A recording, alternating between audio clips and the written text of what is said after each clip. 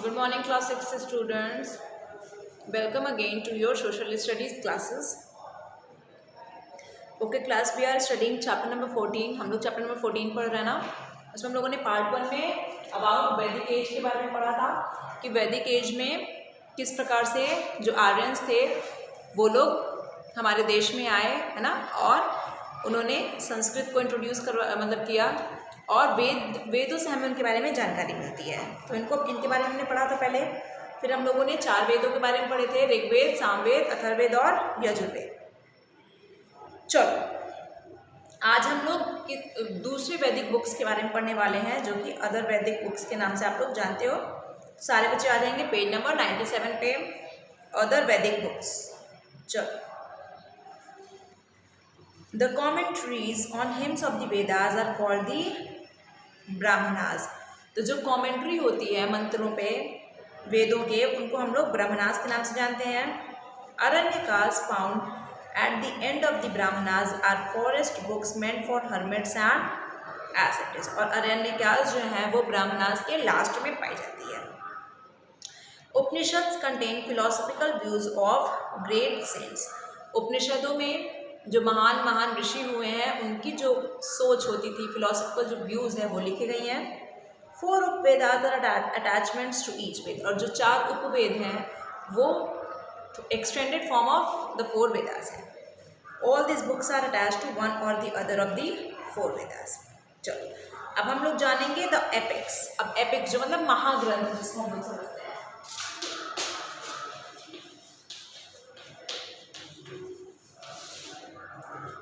चलो, the Mahabharata and the Ramayana are 2 epics which are also considered to be very prominent among Vedic age literature. ठीक है, तो रामायण और महाभारत 2 हमारे epics हो गए.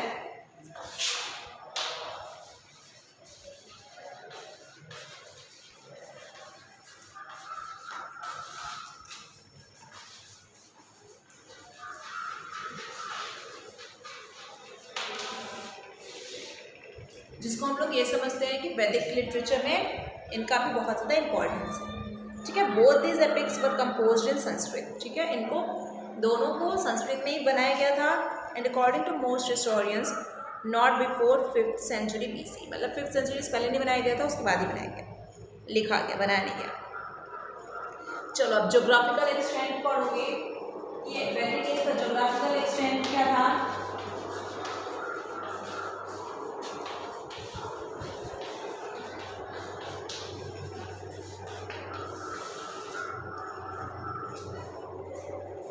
The names of rivers, mountains and regions are indicated in this Vedic literature which indicate the extent of the Vedic civilization. तो जो वैदिक लिटरेचर से ही हमें जोग्राफिकल एक्सटेंट के बारे में भी पता चलेगा. Hymns of the Rigveda mention various rivers जैसे कि सिंधु नदी जिसको हम लोग इंडस रिवर के नाम से जानते हैं. सरस्वती नदी जिसको जो कि अभी हम लोग वो उसका कोई ओरिजिन अब मिलता ही नहीं है. परुष्णी नदी, विपास, शुतुद्री जिसको हम लोग शतलुज के नाम से आज जानते हैं, आसीगनी जिसको हम लोग चेनब के नाम से जानते हैं, वितास्ता जिसको हम लोग झेलम रिवर के नाम से जानते हैं.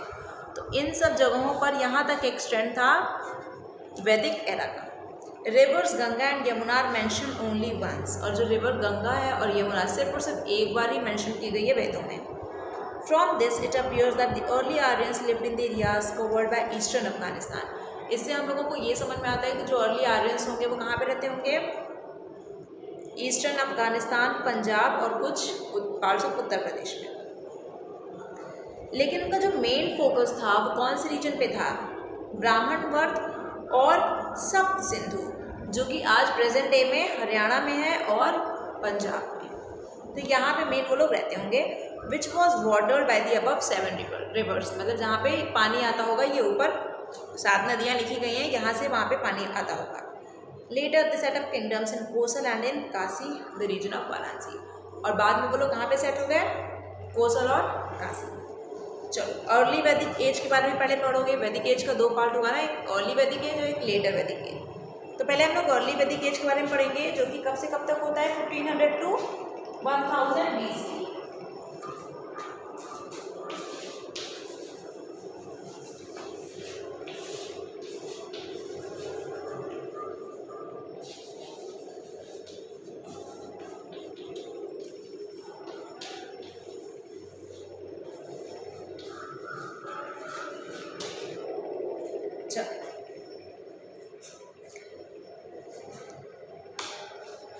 पॉलिटिकल लाइफ इस दौरान क्या थी, मतलब जो लोग होते थे वो किस प्रकार से उनकी राजनीतिक व्यवस्था थी।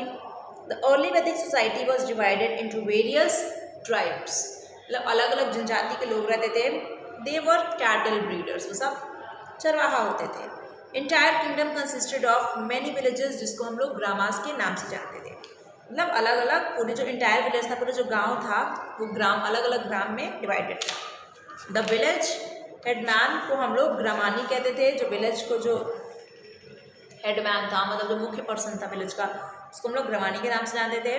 पीपल वर कॉल्ड जन और विश, पीपल को हम लोग जन कहते थे या फिर विश कहते थे। ट्राइबल चीफ और किंग वॉज कॉल्ड राजन, ठीक है, अंडरलाइन करते चलिए सब। This post was mostly hereditary, और ये जो पोस्ट होती थी राजा की वो हेरेडिटरी होती थी, मतलब राजा का पुत्र ही राजा बनता था। However, on some occasions the chief could also be elected by an assembly called समिति, लेकिन कभी कभार कुछ ऐसे ओकेजन्स पे जो चीफ पर्सन होता था वो समिति के हिसाब से, समिति मतलब जो लोग होते थे फिर वो बोलते होंगे ना, इकट्ठा होते होंगे, क्राउड इकट्ठा होती होगी, फिर वो बताते होंगे कि हाँ यही पर्सन बनेगा, तो इस तरीके से फिर चीफ इलेक्ट होता था। Area of Ganga Yamuna Doab is also known as Aryavarta, तो जो एरिया गंगा यमुना द्वाब रीजन का है उसको भी हम लोग आर्यवर्त के नाम से जानते हैं। चलो, जो ट्राइब्स होते होंगे उस दौरान वो क्या सोचते होंगे कि जो हमारे किंग हैं वो बहुत ज़्यादा स्ट्रॉन्ग है और बहुत एबल होने चाहिए ताकि वो उनका बचाव कर सकें, ठीक है। ही offered prayers on behalf of the tribe and received a Bali for the services which was a voluntary donation, ठीक है। तो जो किंग होते थे वो ऑफर करते थे सर्विसेज अपने जो उनके नागरिक थे उनको, वो लोग क्या करते थे, राजा क्या करते थे, प्रेयर्स उनको ऑफर करते थे भगवान को, ताकि हमारे जो ट्राइब्स हैं वो अच्छे से रहें, सकुशल रहें, और बलि भी वो देते थे। On important matters the king consulted subjects through a sabha small committee of the village elders, कुछ इंपॉर्टेंट मैटर्स पे जो किंग होते थे वो कंसल्ट करते थे, ठीक है, बात करते थे अपने सभा से और समिति। Both men and women were members of these assemblies, तो इस असेंबली में पुरुष और महिला दोनों ही होते थे। रूटीन एडमिनिस्ट्रेशन जो इसका होता था वो सेट ऑफ मिनिस्टर्स कंडक्ट करते थे। Prayers for the prosperity of the tribe was conducted by the purohit, और पूजा वगैरह का जो विधान होता था वो पुरोहित करवाते थे, प्रीस्ट जिनको हम जानते हैं, और वो रिलीजियस मैटर्स पे भी एडवाइस करते थे। सेनानी जो होते थे, जो वॉरियर्स होते थे, जो लड़ते वगैरह होंगे है ना, वो लड़ते थे। वेपन्स कौन कौन सा इस्तेमाल करते थे, एक्सेस हो गए, स्वॉर्ड्स हो गए और spears. They also used bow and arrow as one Rigvedic hymn states, वो धनुष बाण का भी इस्तेमाल करते होंगे, क्योंकि ऋग्वेद में एक हिम कहती है with the bow let us win cows, with the bow let us conquer all the corners of the world. Rigveda में एक जो हिम है वो क्या बताती है हमें, चलो इस बो से हम लोग गायों को जीत लें और पूरे दुनिया में हम लोग अपना राजस्व फैलाते हैं। तो मतलब उस दौरान धनुष बाण का भी इस्तेमाल होता होगा। ऑल एडेड members of the tribe took part in wars which were mainly fought over cattle and grazing grounds, these were called gavishti. तो जो एडल्ट मेंबर्स होते होंगे, मतलब जो बड़े लोग होते होंगे, वो लोग लड़ाई में भाग कर लेते होंगे। लड़ाई किस बिहाफ पे होती होगी, गाय मतलब कैटल के बिहाफ पे होती होगी कि ये यहाँ पे आपके कैटल नहीं चलेगा ना, आपका मतलब वहाँ पे जो ग्रास है वो गाय वगैरह नहीं खाएंगे, हमारी गाय खाएगी, तो इस पे होता होगा। चलो अब इकोनॉमिक लाइफ पे आ जाओ।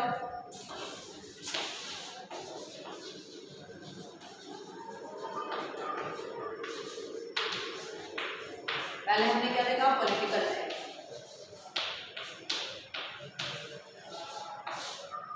फर्स्ट, और सेकंड क्या हो गया, इकोनॉमिक लाइफ। इकोनॉमिक लाइफ मतलब उस दौरान लोगों के पैसे वगैरह कैसे वो लोग पैदा करते होंगे, पैसे वगैरह उनको कैसे मिलता होगा ना।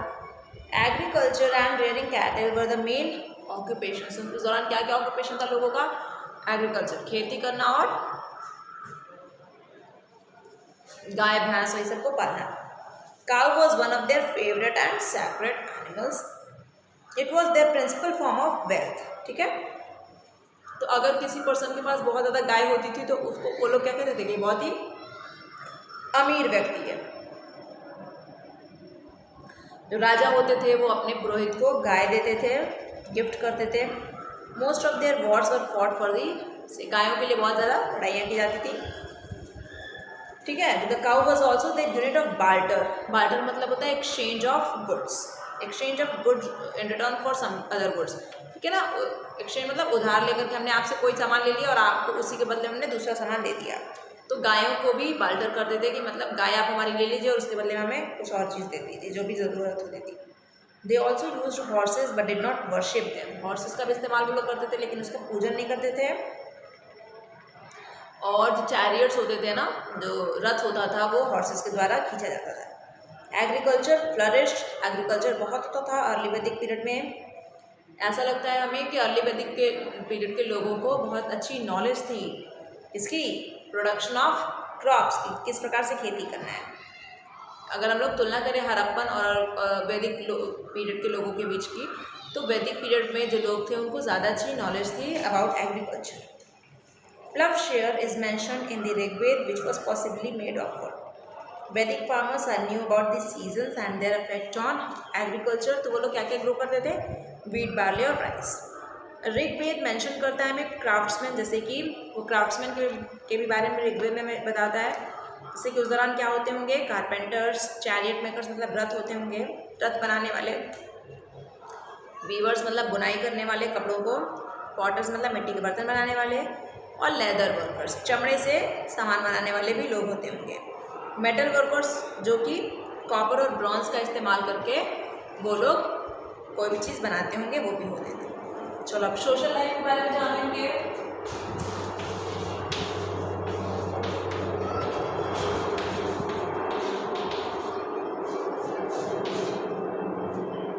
अब सामाजिक व्यवस्था क्या थी इस दौरान, joint family members of the 3 or more generations lived in the same house, मतलब कि 3 जनरेशन या फिर उससे ज़्यादा, मतलब कि आपके दादाजी, आपके पिताजी और आप तीनों लोग एक ही साथ एक घर में रहते थे उस दौरान। This was the smallest social unit, और ये तो सबसे छोटा एक सोशल यूनिट था। Father was the head of the family, पिता क्या होते थे, हेड होते थे फैमिली के, उनको गृहपति भी बोलते थे, है ना, गृहपति जिसके house holder. Women held a position of respect in society, women को उस दौरान बहुत ही रिस्पेक्ट दिया जाता था इस दौरान। They could attend assemblies and offer prayers along with their husbands, तो वो असेंबली भी जा अटेंड कर सकती थी, भगवान की पूजन भी कर सकती थी अपने हस्बैंड के साथ। Being a patriarchal where male is the head of the family society, parents preferred sons to daughters. अब चूँकि पेट्रियार्कल पूरी आपकी चीज़ थी ना कि कोई भी क्या होगा कि फादर होगा आपका हेड ऑफ द फैमिली, ठीक है, प्लानिंग थी, पेट्रियार्कल थी, तो इसलिए लोग क्या कहते थे कि ज़्यादा बेटों को चाहते थे, बेटियों को थोड़ा कम चाहते थे कि ज़्यादा बेटे हों हमारे। तो वो भगवान से क्या प्रेयर करते थे कि हमारे बहुत ब्रेव और स्ट्रॉन्ग सन्स हो, मतलब हमारे जो बहुत ही बोल्ड, बहुत ही हिम्मती हमारे बेटे हों और जो कि युद्ध में भी लड़ सकें। Window remarriage and child marriages were not prevalent, window remarriage मतलब अगर कोई विधवा हो गया तो वापस से वो उसकी शादी नहीं होती थी, और child marriages were not prevalent, और बाल विवाह भी नहीं होता था। एवरेज एज जो मैरिज का था वो 16 से 17 साल उस दौरान पाया जाता है। चलो अब फूड उस दौरान लोग खाते क्या थे,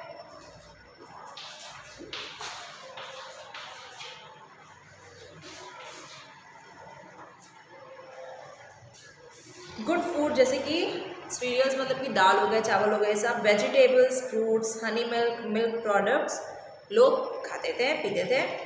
इंटॉक्सिकेटिंग ड्रिंक्स मतलब नशीले जो ड्रिंक्स वगैरह होते हैं, सूर और सौंफ वो लोग कंज्यूम करते थे, वो भी पीते थे। They also consume different varieties of meat, meat भी अलग अलग प्रकार के वो लोग खाते थे। Somras was a drink extracted from a plant, एक प्लांट से एक ड्रिंक निकलता था जिसका नेम था somras. It was mainly consume during religious ceremony, religious ceremony धार्मिक कोई भी सेरेमनी होती थी उस दौरान उसको पिया जाता था। It was first offered to the gods before being distributed among the masses, सबसे पहले वो भगवान को चढ़ा देते और फिर उसके बाद अपने उसको पीते थे। चलो क्लोथ्स एंड ऑर्नामेंट्स, क्या कपड़े पहने थे वो लोग और क्या ज्वेलरीज पहनते थे।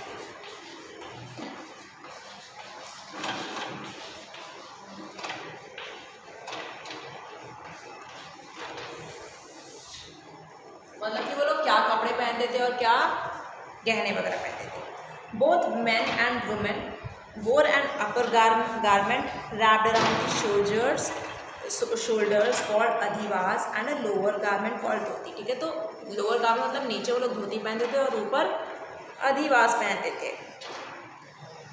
कौन कौन से? कॉटन और वुलन कपड़े पहनते थे लोग, है ना, डिपेंडिंग अपॉन दी वेदर। गर्मी रही तो कॉटन पहनेंगे, ठंडी रहती थी तो वुलन पहनते थे। सम ऑफ देम वोर अ शर्ट कॉल्ड वसा। कुछ लोग शर्ट पहनते थे जिसका नेम था वसा। पीपल ऑर्नामेंट्स कौन कौन से पहनते थे? इयररिंग्स, कान में जो लोग पहनते हैं, नेकलेस जो गर्दन में पहना जाता है ना, आर्मलेट्स, बैंगल्स, चूड़ियाँ वगैरह। Depending upon the economic status, मतलब अगर वो ज़्यादा अमीर होते थे ज़्यादा अच्छा ज्वेलरी पहनेंगे और अगर गरीब हैं तो कम पहनेंगे। Education and अम्यूजमेंट्स।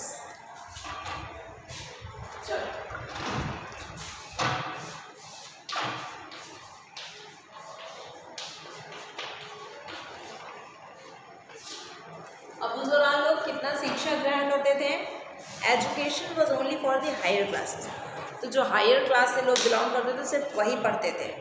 Priest were also teachers. जो प्रीस्ट पुरोहित लोग होते थे वो लोग, जो पंडित लोग होते थे वही लोग टीचर्स थे, वही लोग पढ़ाते थे। स्टूडेंट्स जो होते थे वो अपने गुरु के साथ गुरुकुल में रहते थे। गुरुकुल एक सेपरेट स्कूल होता था जो कि घर में नहीं होता था, कोई बच्चा घर में नहीं रहता था, वो गुरुकुल में पढ़ने जाता था और उनके प्रीस्ट उनके गुरु होते थे। ठीक है, वो वहाँ पे रहते थे और अपने गुरु को सर्व करते थे, मतलब गुरु की देखभाल करते थे अपने टीचर की। और उस दौरान वो अलग अलग तरीके के आर्ट्स और क्राफ्ट्स गुरु लोग उनको सिखाते थे। चैरियट रेसिंग, रथ कैसे चलाना है, हॉर्स रेसिंग, घोड़े कैसे दौड़ाना है, हंटिंग, आपके शिकार कैसे खेलना है, ये उनके फेवरेट पास टाइम्स थे। मतलब वो लोग ये चीज़ें करके बहुत खुश होते थे। They knew the game of dice, जुआ खेलना भी वो जानते थे। एंड प्लेड म्यूजिकल इंस्ट्रूमेंट्स, कौन कौन से बजाते थे? वीणा हो गया और ड्रम। डांसिंग और सिंगिंग भी वो लोग करते थे। चलो अब केस स्टडी बॉन्ड सिस्टम और रिलीजन, ये पढ़ लोगे तो आपका अर्ली वैदिक पीरियड खत्म हो जाएगा। फिर लेटर वैदिक पीरियड के बारे में हम लोग नेक्स्ट क्लास में पढ़ेंगे। चलो पहले तो बॉन्ड सिस्टम जान लो। At first society was divided on the basis of colour of the skin. तो सबसे पहले सोसाइटी को विभाजित किया गया वो स्किन की कलर, मतलब कि चमड़े का जो भी कलर होता था उसके हिसाब से किया गया, डिवाइड किया गया। Fair skin Aryans considered the dark skin Das inferior. Aryans जो थे वो गोरे होते थे और जो थोड़ा सा ब्लैक ओरिजिन के लोग थे, मतलब कि जो काले लोग थे, उनको वो लोग दास मानते थे और अपने नीचे दबा के रखते थे। The Das or Dasyus were the original inhabitants of the region where the Aryans settled। ठीक है, लेकिन दास और दासयूस ही पहले उस जगह पर रहते थे जहाँ पे आर्यंस बाद में आ गए और उन्होंने अपना कब्जे जमा लिया। However, among the Aryans, society को 4 सेक्शंस में डिवाइड किया गया आर्यंस के दौरान। Highest in society was the brahmins. तो सबसे हाईएस्ट कौन था? ब्राह्मण्स था। They were the priests who looked after religious matters and recited prayers। तो वो लोग प्रीस्ट होते थे जो लोग जो कि धार्मिक चीज़ों को देखते थे, है ना, और वही लोग प्रेयर्स वगैरह, प्रार्थना वगैरह भी करवाते थे। The kings and warriors who protected the tribe from harm were Kshatriyas. जो ट्राइब को वो किंग और वॉरियर्स जो लोग प्रोटेक्ट करते थे, जो लोग उनकी रक्षा करते थे, उनको क्षत्रिय कहते थे और वो ब्राह्मण्स के बाद में आते थे। क्षत्रिय के बाद the Vysya were the third in dignity. Third number पे जो जिनकी रेस्पेक्ट होती थी वो कौन थे? वैश्य। दे वर दी, वो कौन कौन से थे? फार्मर्स होते थे, क्राफ्ट्समैन होते थे जो कि अलग अलग तरीक़ों की चीज़ें बनाते हैं, उनसे कारपेंटर हो गया, है ना, पॉटरी मेकर हो गया, ये सब हो गया। Who work towards the trade and commerce for the tribe. और जो शूद्र होते थे वो एकदम अंततः आते थे। They were the people who work for others. ये लोग दूसरों के लिए काम करते थे, शूद्र। ठीक है, तो कितने प्रकार से विभाजित हो गया वर्ण सिस्टम में? सबसे पहला जो आ गया वो कौन है? ब्राह्मण, दूसरा क्षत्रिय, तीसरा वैश्य और चौथे नंबर पे शूद्र। अब आ जाओ रिलीजन के बारे में। इसके रिलीजन के बारे में पढ़ लो। इस दौरान लोग कौन से धर्म को मानते हैं, किन भगवान की पूजा करते थे, इन सब चीज़ों के बारे में जान लो। चलो, आर्यन रिलीजन वॉज सिंपल, बहुत सिंपल रिलीजन था उनका। But became more and more complex over time, लेकिन समय के साथ वो बहुत ही जटिल बनता गया, टफ बनता गया। वो प्रकृति की पूजा करते थे और सैक्रिफाइसेस, बलि वगैरह देते थे अपने भगवान को। उनके जो सबसे इम्पॉर्टेंट गॉड थे, यहाँ पर अंडरलाइन कर लीजिए, their most important god was Indra. Indra भगवान को वो पूजते थे, उनको मानते थे। देयर वर नो आइडियल्स, कोई भी मूर्ति वगैरह का पूजन नहीं होता था। Prayers were chanted in open air, मतलब खुली हवा में वो लोग प्रेयर्स को ऐसे बोलते थे, चांट मतलब मंत्रों का उच्चारण करते थे। Rituals were very simple, fire was worshipped and was an integral part of their ritual. ठीक है, तो फायर जो अग्निदेव होते थे उसका पूजन मतलब अग्नि का पूजा करते थे वो लोग, और उनका उससे बहुत सारे रिचुअल्स भी परफॉर्म करते थे। The Vedic people worshipped Agni and considered it to be an envoy who was supposed to carry their messages and offerings to the other gods in the form of smoke from earth to heaven। तो देखो कैसे वो लोग सोचते थे, वो लोग अग्निदेव का पूजा करते थे और वो लोग ऐसा समझते थे कि अग्निदेव जब धुआं उठेगा, जब कोई भी चीज़ जलाओगे तो वो धुएं के द्वारा अग्निदेव इन लोगों की बातें, जो आर्यंस हैं उनकी बातें दूसरे भगवान लोगों तक वो लोग पहुँचाएंगे। तो इस तरीके से मतलब अग्निदेव पहुँचाएंगे अपने धुएं के द्वारा, तो ये लोग समझते थे। अच्छा, यूज़ ऑफ कॉपर और ब्रॉन्ज तो अर्ली वैदिक पीरियड में यूज़ लोग करते थे, लेकिन आयरन लोहे का इस्तेमाल लेटर वैदिक पीरियड के शुरुआत से ही होने लगा। चलो बच्चों, लेटर वैदिक पीरियड के बारे में हम लोग अब पढ़ेंगे नेक्स्ट क्लास में। Okay class, thank you.